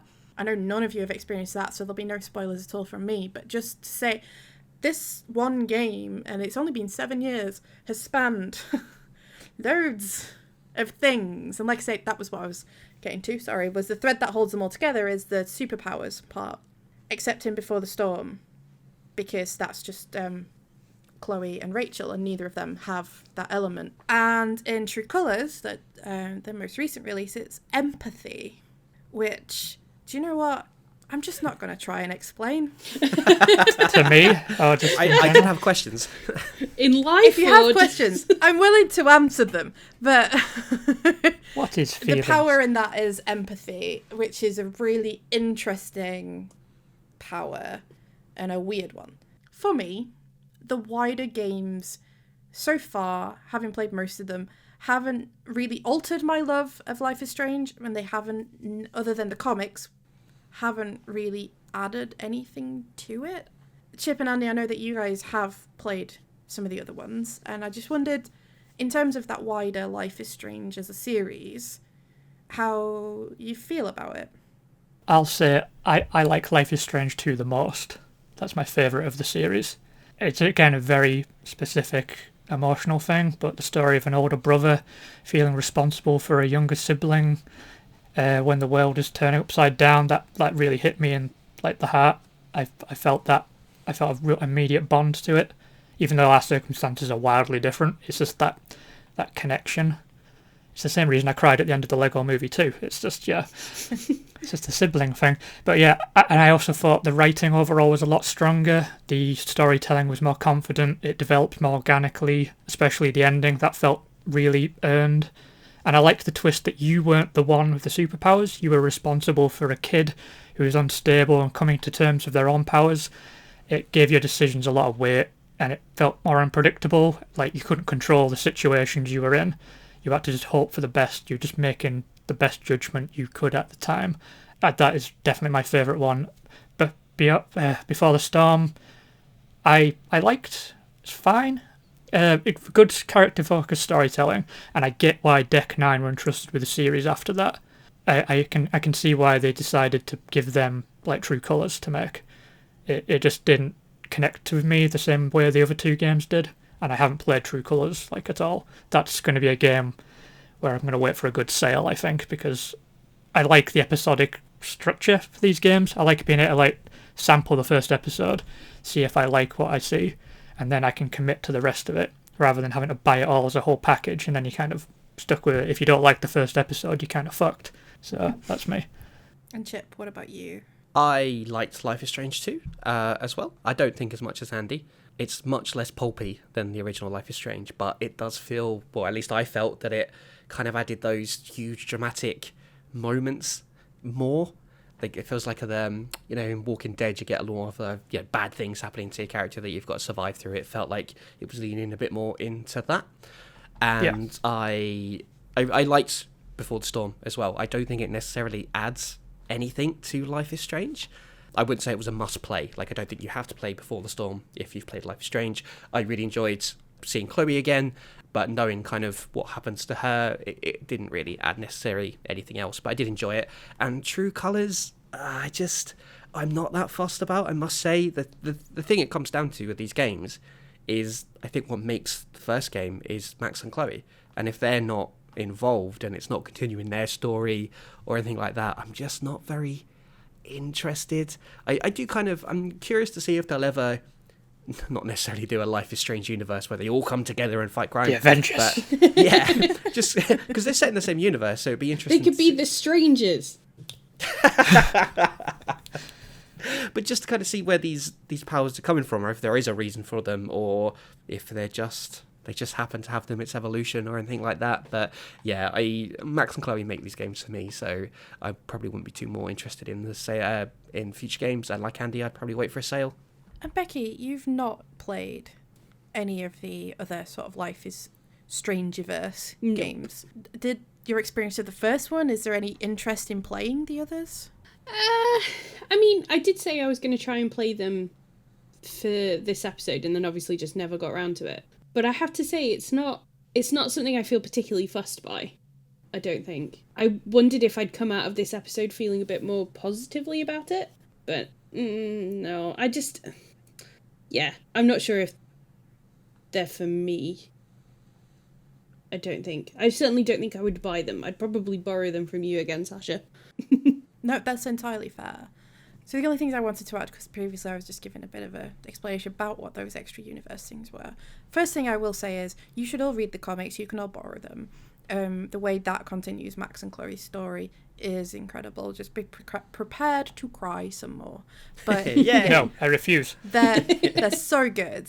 I agree, Chip, that Before the Storm, I mean, I already said I don't think it added anything. I don't think it takes anything away specifically, but I found the way that it closed, that it lifts the, I don't know, what's it called? Like, lifts the blanket on the veil? mystery. I don't know. I'm thinking the blanket of, like, a magician, you know, where they lift the, I don't know. Yes, I'm I like lost that. in There's this just Chloe metaphor underneath it. entirely. It's a very but comfy magician. basically, Using blankets and pillows. Do you mean behind when the it's curtain? no longer a mystery. Behind the curtain, you mean? Yeah. Yes, No, under the that is blanket. exactly what Under I the mean, but blanket of lifting mystery. blanket. When you lift the blanket. Well, we know what the title of this episode's going to be. There's a bad one under the blanket. The blanket of mystery. The blanket of mystery, the sawn in half bit of the magician's table, you know, that mystery, when that's lifted, and the idea of Chloe and Rachel's relationship is no longer this mystery and things. It is beautifully played. But so Before the Storm is only 3 episodes versus 5. It's dead short. It's dead short. There's no superpowers in it. It is pure fan service, but not in like a cynical way or anything. But it was purely just people loved Chloe, so they wanted to create something that had more Chloe. So prequel was the only way to go. You learn a bit more about obviously her family and their relationships, especially with David, and so he becomes slightly more empathetic. I will say that. I think because he does try, but it's clear that their relationship just breaks down. But I found the Rachel Amber and Chloe relationship, and I don't know if it's because it was playing over in 3 episodes, it just feels really accelerated and not earned at all. Yeah, I'd agree. So I found that quite frustrating, playing that. What I will say is there is a bonus episode that you can get with Life is Strange that is just an episode that's dedicated to Max and Chloe when they're kids, and it's right before Chloe's dad dies. That wrecked me. And if there's a way that you can play that episode on its own, I would say that's absolutely worth it, because you get to see Max and Chloe when they're kids together and they're pretending to be pirates, and it's all really cute and it's really sweet. And then it happens literally on the cusp of when Max is leaving, so that all has more emotional weight to it. Basically, the timing of all of that, I don't want to spoil it because I genuinely do think it's worth playing that individual bonus episode if there's a way to get hold of just that, but do play it because I do think that adds something. It's a shame that wasn't just like a one-shot rather than the whole sort of 3 episodes. Yeah. I don't think Rachel Amber's that interesting of a character when you meet her. Not. She's way better as this kind of mysterious, cool figure that she's set up as in Life is Strange. But when you actually meet with her, you're like, yeah, you're not that interesting, are you, really? Very hard to meet their expectations. Yeah. I think the bit in Before the Storm that devastated me the most is we haven't really talked about when you pause, you can read text messages from people. And the messages from Chloe to Max, and when you start to see that Max has stopped responding and Chloe eventually gives up trying to contact her, that absolutely ruined me. Like, that was one of the saddest things in that whole spin-off. It was just, that felt real. Yeah. In Life is Strange 2, my feelings towards that were I really, really wanted to like it. I think it's a bit more actiony. I think it focuses a bit less on the relationships, other than obviously between the 2 brothers. The issue I had was I found the younger brother a little shit. I actively disliked him. So, little brothers. That's... well, I don't have one, but our little siblings, I'll say. Yeah, younger siblings just tend to be a pain in the fucking ass. But yeah, there was just something about him I found really hard to like. And so, Scar, fuck it, just go off on your own. I don't give a shit. Like, it was so annoying. And then, there is, of course, True Colours, which is just a different thing on its own. But it's interesting to see how they're expanding that universe, though. I do think the empathy thing is cooler than it sounds. Like, her power, like, she can feel people's strong feelings and has the power to almost absorb them and change them and influence them. So the way she interacts with the world is very different and to others, because she can hear people's thoughts occasionally, she can tap into their feelings, and so the way you interact with that world is different because you're the manipulator almost, and you have to make decisions over whether you manipulate people's feelings or not. And I found that really interesting to play so far. I found it tough because the subject of it is losing a big brother, and that's just been like a thing to play out. I do think the way they're expanding the universe is pretty interesting. With True Colours was obviously the announcement that they're bringing out the remastered collection. I'm going to go out and say it now. I don't think there's any point. Nope, not really. No, none. Love these games, but why? Stylistically, they haven't aged really, because they've chosen an art style rather than try to be photorealistic. So those games, that look doesn't age. That's going to stay good forever. I don't know what they're going to change or remaster. It's entirely possible it might ruin the look. Like, I'm nervous to see what it looks like, because some remasters have really fucked the bed or shat the bed. They fucked a shitty bed. They fucked a shitty bed. Yeah, the bed's covered in shit, and then they fuck it. Cool. Well, Thanks for explaining that. About the photo. You needed to the know. Photorealism. I'm just powering through. It's interesting that you talk about the photorealism aspect, because obviously that is very much the True Colours thing. That feels very photorealistic rather than an art style. And I would argue that Life is Strange 2 kind of went down that road a little bit. It certainly went for that more realistic art style rather than it being a little cleaner. choice. Yeah. But Before the Storm and the original do have a style. Like, I have the collected editions of both of those that come with the art books and everything. So they do have a whole vibe to them.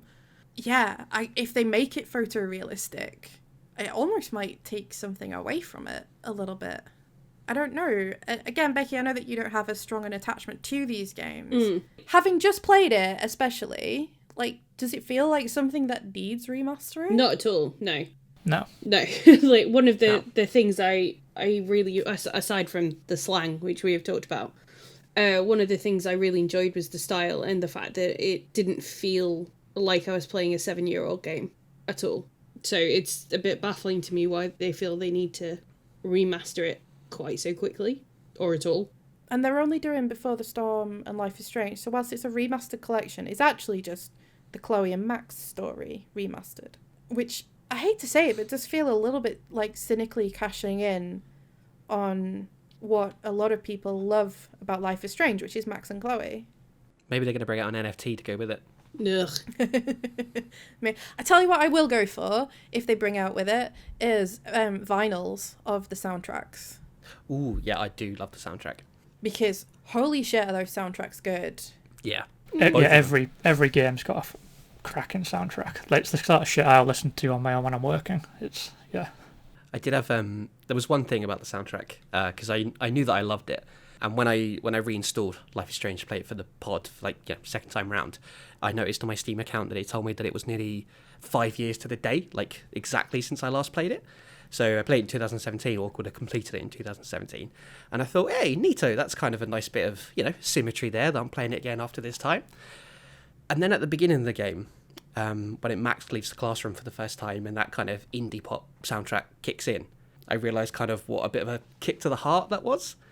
So, you alluded to this earlier, Sasha, but so 2017 was probably just the worst year of my entire life. I went through some really dark times, and of course I'm proud to say that, I pulled myself out of it eventually, and I'm still here and alive and well today, so that's all great. But I was listening to that soundtrack a lot that year, and it sort of became the soundtrack to my dark times in a weird sort of way, because, there's a lot of emotion on that soundtrack, lots of melancholy, and it just kind of fit my mood for that time. Like, I remember playing it at work one time and just having to go out the back because I just broke down. So to be reintroduced to that was quite a powerful moment, because I hadn't even thought of that and made the connection again until I heard it. And then every time a new song came in, it kind of linked to a memory from that time, and it initially made it a little bit difficult to experience that again, playing the game and hearing the soundtrack. I'd almost forgotten that music belonged to this game, because for so long it felt like it belonged to me and that period in my life. And one of the things I really liked about replaying the game, and this might sound kind of dumb or whatever, but it felt like I was able to give the soundtrack back to that game, still take enjoyment from it and love all the music, but it didn't have that kind of same meaning to me anymore, because I'm in a much stronger and better place. So that was kind of a nice thing about replaying Life is Strange. Not dumb at all. Can we have another group hug? Yeah. Yes, please. I'm instigating another group hug. And I think that's the perfect place to end our discussion on Life is Strange. In a place of sort of hope. And, we talk about this quite a lot now, but sometimes games come to you when you need them. Sometimes a game's lasting impression can actually be those feelings, that can be greater than the sum of the game's parts. It doesn't make a game not criticizable. It just means that what it means to you, it's fine for it to mean more to you. Yeah. Yeah, Definitely. And that is just the beauty of this medium to me. And I think that's a really good place to end it. On to my recommendation that I've been teasing for a short while. It's just going to be a wild tonal shift. I feel like it absolutely is. we do love those. And on a scale of Sexy Waluigi. Yeah, I was going to say, on a scale of 1 to Sexy Waluigi, how big a shift are we talking? Well, let's see. No. Let's find out. I am recommending a comic of sorts, but not the one you would have been expecting, because I cheekily stuck that in earlier in the episode. I am recommending Things I Learned from Mario's Butt, a series of gaming butt critiques by Laura Kate Dale, and it's illustrated by Zach Flavin. And it's exactly what it sounds like. It has lots of excellent art of video game butts. This is too soon after Tomb Raider. I can't cope. Including, of course, the entire Mario cast. So there's Mario, Bowser, Luigi, and Wario. Bowser? Yeah. Bowser butt. Yeah. I didn't even know he had one. It's under a shell. Oh, the hardcover's only £17.55. Of course, you're already Amazon. looking it up. Jesus Christ, you're Gonna so... see Yes. what it is on This podcast. Waterstones. Yes. Please do. It's really hard for me to talk about any of this without spoiling stuff, but just some of the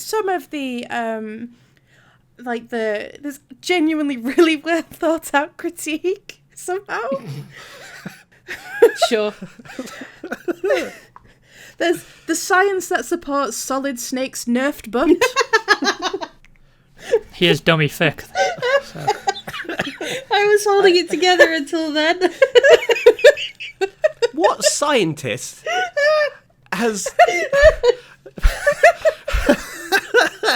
played MGS and gone, you know what? That bud is Nerf. Get my lab coat. I've got a butt to assess. Now that I've done this, I can send you guys some pictures. I need you to know that I've sat on this for so long. On the butt. So Solid Snake, apparently.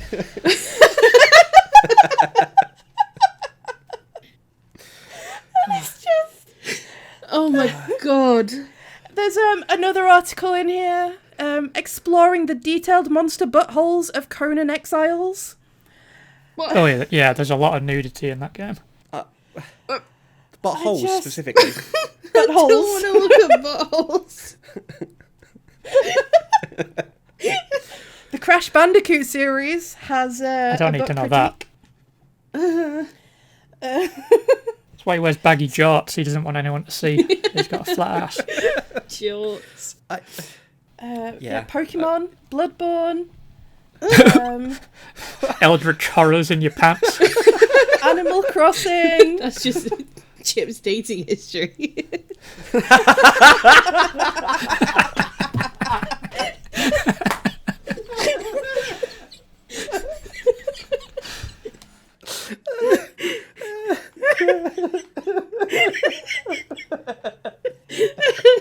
Oh, this was worth it. I'm so glad I sat on this and kept this a secret. Oh, Jesus Christ. So there you go. It is a book of I know what book Caroline's getting for Valentine's Day.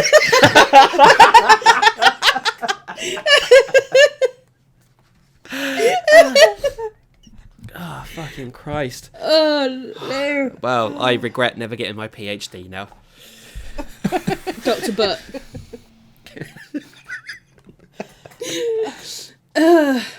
So there we go. A solid recommendation. Solid, for sure. Just really tight recommendation, you know? Yeah. Snug recommendation. Pert. Actually, let me just also... I'll finish on this because I feel like this sells this more than I possibly could anyway, which is the opening gambit on the back of the book. Have you ever wondered why some video game characters wear trousers and others don't? Or pondered the connection between the character's tone, muscular derriere, and their level of dexterity? What about the depth of a crack, the jiggle of a cheek?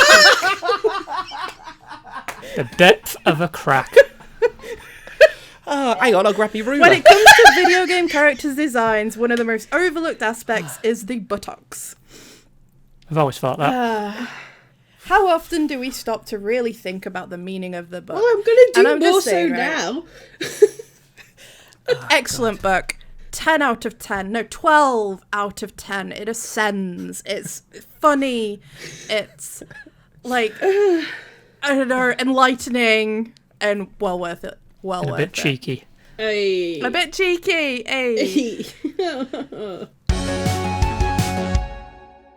I have been your host. I have been Bash at Demonhead. That is my @ on things, such as Twitch and Twitter. Chip, where can they find you? You can find my butt on Twitter, where I'm at the Chip Thompson. And I am also on Twitch, where I will proudly display my... no, I won't. No. At Chip Thompson's Thumbs. Becky? I am Becky Grace Lee on Twitter and Instagram, and my butt will be nowhere near any of them. And Andy? I am on Twitter at truly_defective, and if you want to see my butt, you'll have to subscribe to my OnlyFans. It's just Chip at the moment, keep him company. Well, you got to support your parents. He's spending so much money, it's ridiculous. Stop! We have been the One Up Pod, that is at 1UPPOdd, and you can find us on Twitter, Instagram, And Twitch. Twitch now, and on your podcast listener of choice. Presumably you already know that if you're listening to us right now.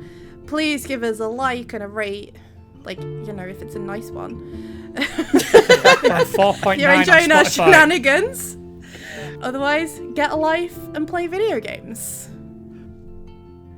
And guys, do you think we could have done that better? Yeah, I I definitely. think we can do better. Yeah, I think there were some decisions made that we could redo. Yeah, there's a lot I want out of this. I don't know, I've got no regrets, but I'll defer to the group. Let's just go back a bit. Let's rewind.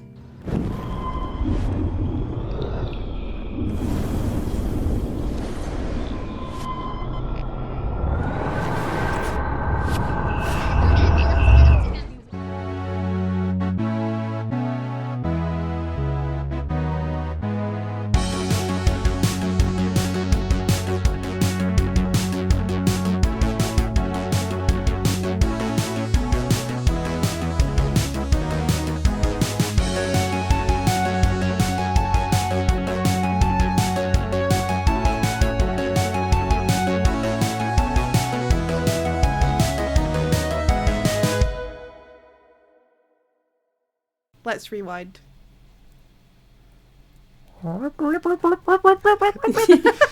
Thank you for doing that, because I realise I'm going to have to find the sound effects now.